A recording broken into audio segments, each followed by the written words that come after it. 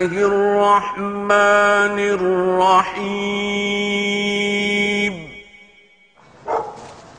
Hi, Mum. Hi.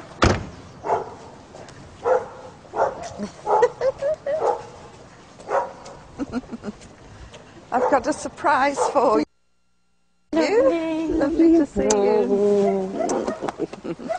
So, did you have a good journey? Yeah, not bad. What's that you've got? Halal meat to avoid any more pork Yvonne, sausage incidents. I don't want your halal meat. Why Thank not? you.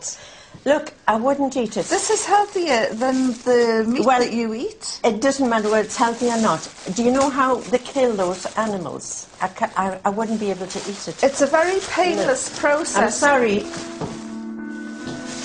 We'll have a cup of tea and then we'll talk about it. I suppose you're still having bacon sandwiches as well? Bacon sandwiches are the tastiest thing on this earth. Mother, you are what you eat, and if you saw what pigs ate, you would never touch another pork chop again. The last thing your dad had before he died was a bacon sandwich. He walked out into the garden and he dropped down dead. Dropped down, yeah. Afghanistan's Taliban regime says it will put the British journalist Yvonne Ridley on trial for entering the country illegally. Worryingly, the Taliban have hinted they might claim she was a spy for Western special forces. Today, Yvonne's mother called on the Prime Minister to do more to help her. How many more highs and lows has my daughter Yvonne to endure through her nightmare ordeal?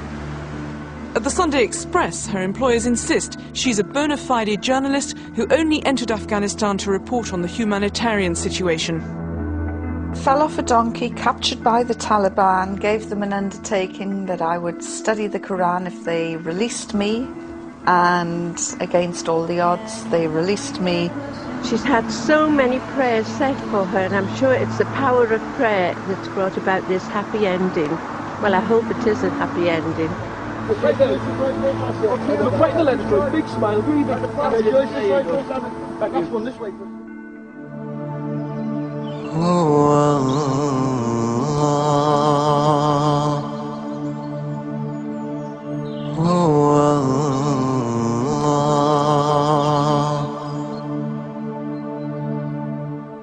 I kept my word, read the Quran, read it again, read supporting literature, couldn't believe what I was reading because the Quran makes it perfectly clear, crystal clear, that women are equal in spirituality, worth and education. And as a feminist, I found this quite breathtaking. Do you know the last time I was in this church? Dad's funeral. Yes, that's right. I spoke in the pulpit. Yes. I think it was probably the first time they've had somebody wearing a hijab in the pulpit. And have you rude? No, never. When I sent you an email, because I didn't have the guts to tell you to your face that I'd become a Muslim, you said it was like a death in the family, and that's what started you going to church again. Well, it didn't really start me going, but I suppose it made me more important to me to go to church, because I had to start praying for you, because I didn't know what you were doing. Salatullah, salamullah, ala taha rasulillah.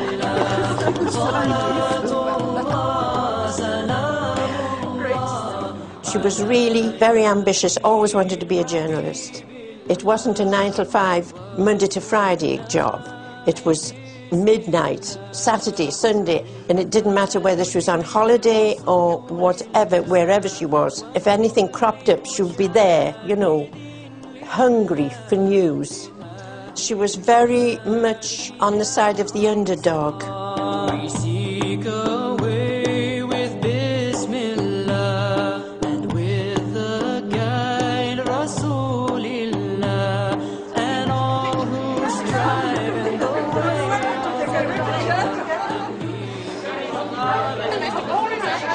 If I tell you that since 9/11, more than 1,000 brothers and some sisters have been taken into custody. Out of those 1,000 or so that have been taken into custody, about 70 have been charged. And out of those 70 that have been charged, less than half a dozen have actually been convicted under the new terrorism laws. So tonight it's really vitally important to show solidarity with sisters under great stress, and I really think that this brand of sisterhood makes Western feminism pale into insignificance. I think I have lost her in it one way, because most of her friends are disappointed because she's become a Muslim. Or if they do ring up, they'll ask about her and in a disapproving voice. But I can tell that it's just foreign to them. La ilaha illallah, La ilaha illallah, La ilaha illallah, Muhammadur Rasulullah.